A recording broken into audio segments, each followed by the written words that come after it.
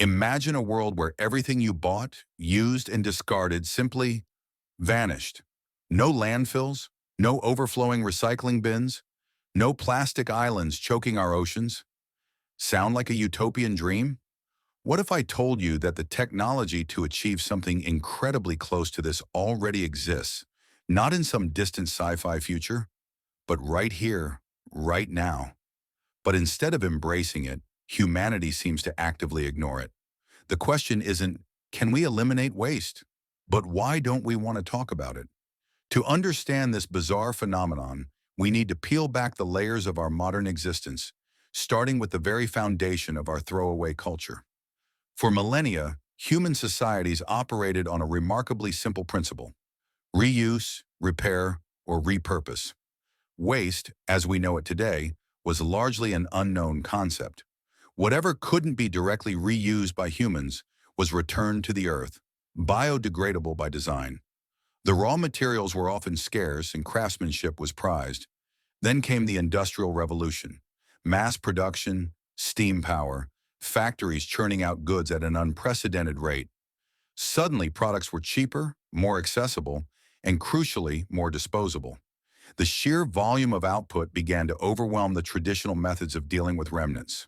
Europe and America, the cradles of this new industrial age, saw their rivers turn black with effluent, their air thick with smoke, and their streets slowly overtaken by the byproducts of progress.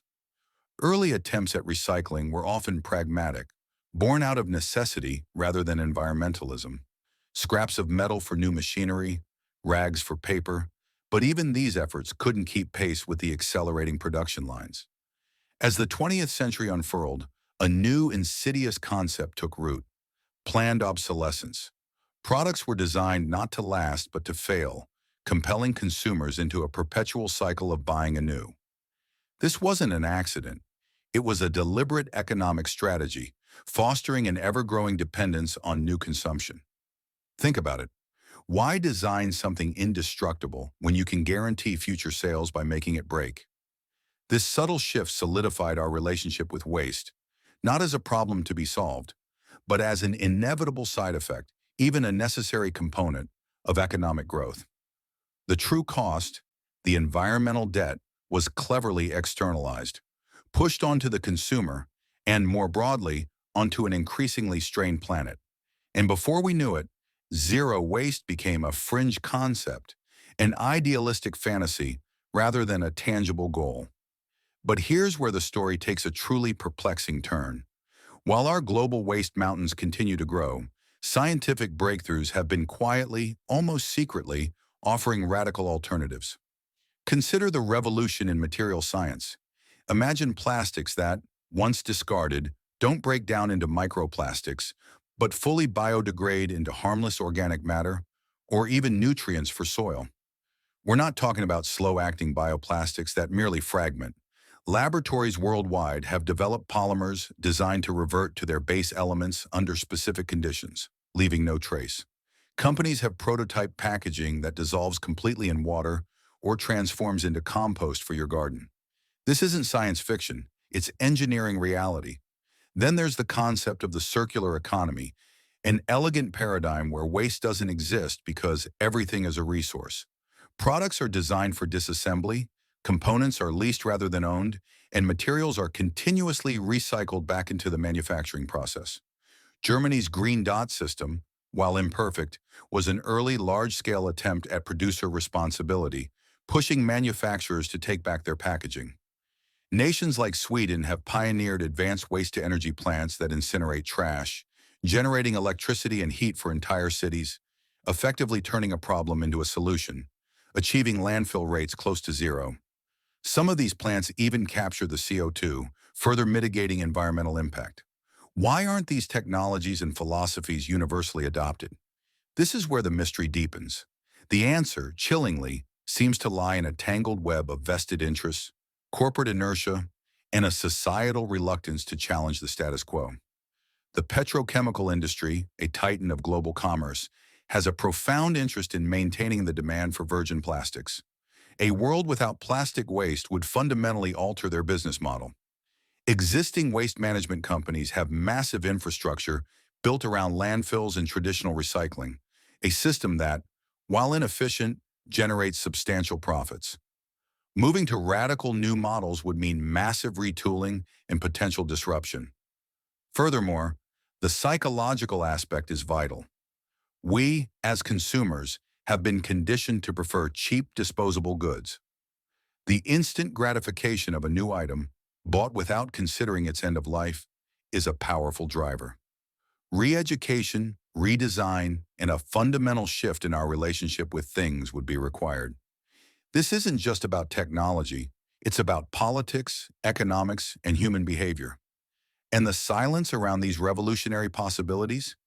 It's deafening because acknowledging them forces uncomfortable questions about who benefits from the current destructive cycle and who pays the ultimate price.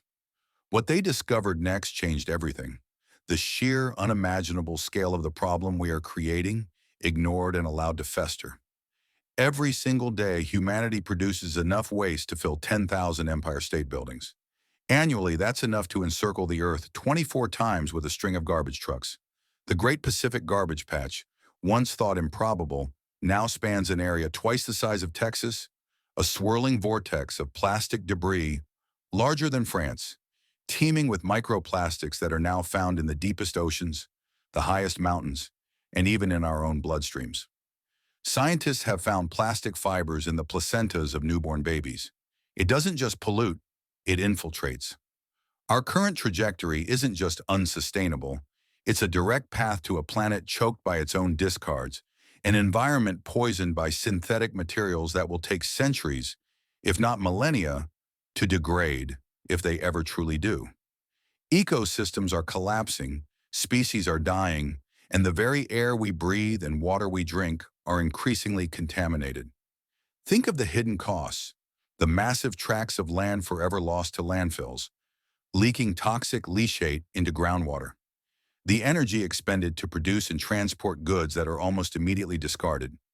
The burden on public health systems dealing with the consequences of pollution. The climax of this silent crisis isn't some distant event. It's happening right now, steadily, relentlessly, beneath the veneer of progress and convenience. We are witnessing in real time the transformation of our pristine blue marble into a disposable planet, all while convenient, viable solutions are deliberately sidelined or simply allowed to languish in the laboratories and academic journals. Starved of the investment and political will they desperately need to break into the mainstream. To this day, the question lingers. Why do we passively accept a world drowning in its own waste when a different future is not only possible but within our grasp? The resolution, or perhaps the lack thereof, lies in our collective willingness to confront uncomfortable truths. It's not about complex algorithms or groundbreaking inventions that don't yet exist. It's about challenging the narratives we've been fed, pushing back against the inertia of established industries, and demanding that the solutions developed by brilliant minds are not relegated to footnotes in scientific papers, but amplified and implemented on a global scale.